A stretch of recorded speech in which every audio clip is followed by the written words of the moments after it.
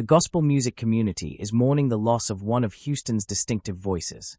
Nikki Ross Bellamy, the celebrated gospel singer, background vocalist, pianist, and longtime church musician, died on August 14, 2026, at the age of 54. Her passing has left Houston's gospel community grieving a woman whose voice had been heard alongside some of the biggest names in contemporary gospel music. For decades, Nikki Ross was more than simply a background singer.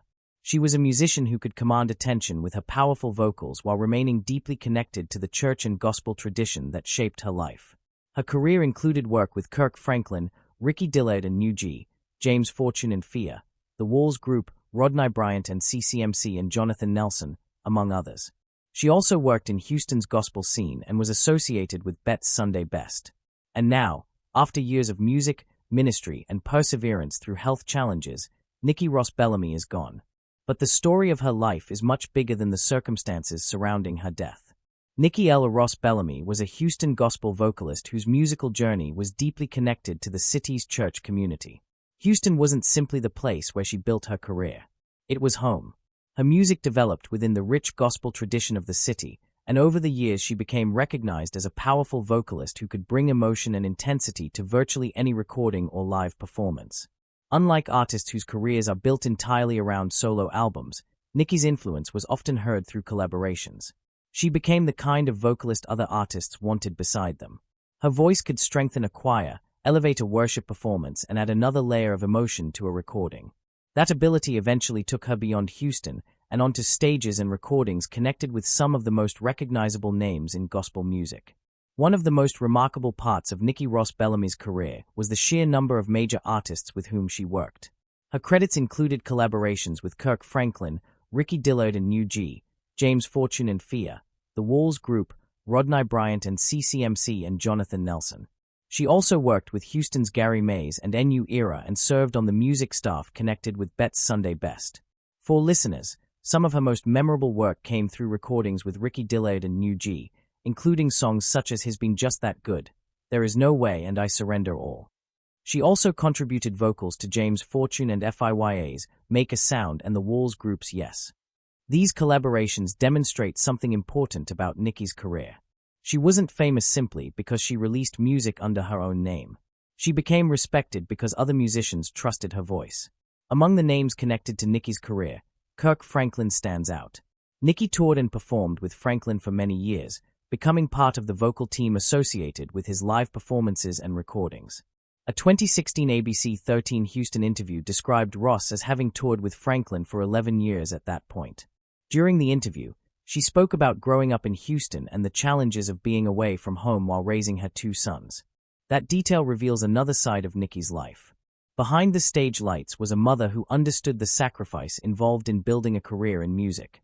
Touring meant spending significant amounts of time away from her children when they were younger. But she also understood that her sons were part of the reason she continued doing what she loved. Her music career demanded sacrifice, but she continued. Although Nikki became widely recognized as a collaborator and background vocalist, she also had ambitions as a solo artist. Her music wasn't limited to traditional gospel. She was interested in blending gospel with jazz, praise and worship and other musical influences. She eventually released solo material, including God is Able. Her goal was to establish herself not merely as the voice behind other artists, but as an artist with her own musical identity. That distinction mattered. She had spent years helping other musicians make their recordings stronger. Now she wanted audiences to hear more of what Nikki Ross herself had to say.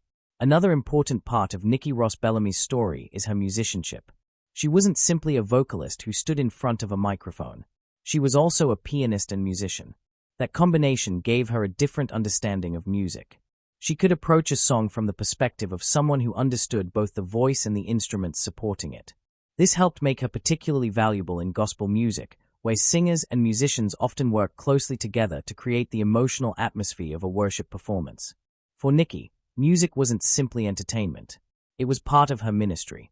Nikki Ross had experienced significant health challenges during her life. Years before her death, Houston's gospel community rallied around her following a serious health scare that required emergency treatment. Gospel artists and supporters came together to support her during her recovery. More recent reports also note that she had battled serious health problems, including diabetes and temporary blindness. Yet those challenges did not completely remove her from music. She continued recording and performing.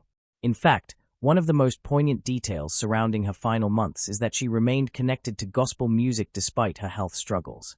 She reportedly gave her final public performance at the Gospel Music Workshop of America convention in July 2026, only weeks before her death. That final appearance now carries an entirely different meaning. At the time, it was another performance. Today, it is remembered as her final public musical appearance. Nikki Ross Bellamy's exact cause of death has not been publicly disclosed. Her family and church have announced her passing, but no confirmed cause has been released in the credible reports currently available. Because Nikki had experienced health problems in the past, some reports and social media discussions have connected her death to those conditions. However, that does not establish a cause of death. Having diabetes or experiencing previous health complications does not automatically mean either condition caused someone's death. Until her family or an authoritative medical source provides that information, the responsible description is simply that Nikki Ross Bellamy died on August 14, 2026, at age 54, and her exact cause of death remains undisclosed. That distinction is important when telling her story. Away from the stage, Nikki was a wife and mother. According to the announcement from New Jerusalem Churches of Sound Doctrine, she is survived by her husband, Ty Bellamy, and their children. The church also extended condolences to her wider family, friends, and the many people who knew her through music and ministry. Nikki had previously spoken publicly about her two sons during an interview with ABC 13 Houston. She explained that touring had been difficult when they were younger because it meant being away from home. But as they grew older, they came to understand what their mother did and why music was so important to her. That glimpse into her family life gives us a different picture of the woman behind the microphone. She wasn't only a gospel artist. She was a mother who spent years balancing family, faith, travel, and a demanding musical career. Despite her professional accomplishments, Nikki remained strongly connected to her church. New Jerusalem Churches of Sound Doctrine announced her death and described her as a beloved member of the ministry. The church emphasized the contrast between her worldwide musical reach and her deep connection to her local church family.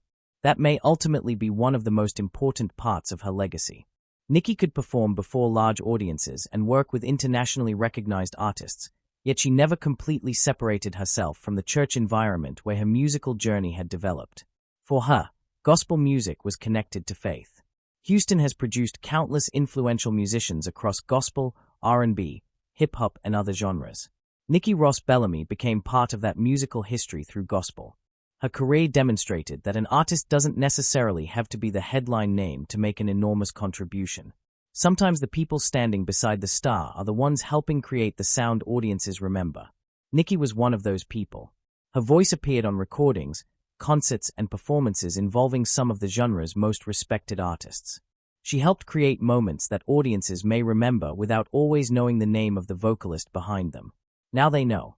Nikki Ross Bellamy's legacy can be measured in recordings, performances, and collaborations. But it can also be measured through people. Artists trusted her. Church communities embraced her. Her family supported her. And audiences responded to the unmistakable power of her voice. Her journey also showed remarkable resilience. She faced serious health challenges, yet continued pursuing music. Even in the final chapter of her life, she was still connected to the stage. Her final public performance in July 2026 now stands as a powerful closing moment to a career that lasted for decades. Nikki Ross Bellamy died on August 14, 2026, at 54. The circumstances surrounding her death remain private, and her exact cause of death has not been publicly confirmed. But what is already clear is the size of the musical legacy she leaves behind. She worked with major gospel artists. She recorded music that reached audiences far beyond Houston. She served in church ministry. She raised a family. And she continued making music through difficult periods of her life. For the Houston gospel community, her death represents the loss of a familiar and powerful voice. For the musicians who worked beside her, it is the loss of a colleague. For her family, it is the loss of a wife and mother.